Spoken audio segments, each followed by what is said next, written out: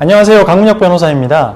오늘 제가 준비한 주제는 대질조사는 언제 하나요? 입니다. 이제 형사사건을 많이 하다 보면 수사 단계에서 대질조사를 하는 경우들이 종종 있습니다. 이 대질조사는 말 그대로 고소인이자 피해자 측하고 그 다음에 피의자, 범죄 혐의를 받고 있는 피의자들 동시에 같은 자리에서 조사하는 걸 말합니다. 그럼 대질조사를 하는 이유는 뭘까요? 수사기관 입장에서는 누구 말이 맞는지를 판가름하기가 어려운 경우가 많거든요. 그때 양쪽을 동시에 불러가지고 양쪽 말을 들어서 신빙성을 판단하는 겁니다. 동시에 질문하고 답변을 듣다 보면 어느 쪽이 더 모순적인 답변을 하는지, 어느 쪽이 좀 더 횡설수설하는지 이런 게 바로바로 캐치가 되거든요. 그러니까 수사기관 입장에서는 좀 애매하다 싶은 사건, 다툼이 큰 사건의 경우에는 대질조사를 요청하는 경우들이 있습니다. 대표적으로 사기 사건이 대질조사가 많이 이루어지는 사건입니다. 사기 사건의 경우에는 그 사건의 특성상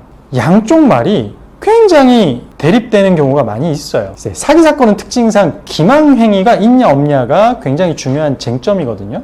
그런데 이 기망행위는 말 그대로 거짓말한 거잖아요. 거짓말 했는지 안 했는지는 매번 서로 말이 달라지는 경우가 많아요. 특히 사기꾼이면 말 그대로 거짓말을 잘하는 거 아니에요. 그러니까 고소인은 저 피의자가 저한테 이렇게 거짓말 했습니다 하는데 피의자는 저는 그런 말 한 적 없는데요, 저는 그런 뜻으로 말한 게 아닌데요. 이게 가장 이제 일반적으로 진행되는 사기 사건의 이제 패턴이죠. 당사자가 들었다는 말, 했다는 말이 다 뭐 녹음돼 있고 다 영상이 남겨져 있고 흔치 않거든요. 그러면 양쪽을 다 불러가지고 이제 물어보는 거죠. 몇 월 며칠 어디서 이렇게 말한 사실 있나요? 물어보고. 들은 사실 있나요? 동시에 이제 물어보는 겁니다. 그럼 한쪽씩 답변을 들으면 이쪽은 지금 말이 꼬이는데요.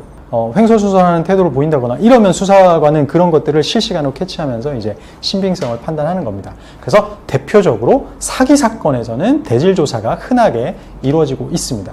이에 비해서 강제추행 사건이다, 강간 사건이다, 이런 성범죄 사건에서는 피해자를 불러가지고 피의자하고 대면시키는 것 자체가 굉장히 문제가 발생할 소지가 많습니다. 성범죄 사건의 피해자는 안 그래도 범죄 혐의를 받고 있는 피의자하고 마주치는 것 자체를 극도로 싫어할 수 있습니다. 그리고 실제로 피해자와 피의자, 고소인과 피의자를 마주치게 하는 게 굉장히 부적절하다는 비판이 많이 있어요. 그래서 현재 이제 수사 가이드 자체도 그렇게 성범죄 사건에서 대질조사를 하도록 권장하지도 않죠. 그렇기 때문에 제3범죄, 특히 기망행위가 주된 범죄 요건이 되는 사기 사건에서는 종종 이루어진다, 이렇게 말씀드릴 수 있습니다.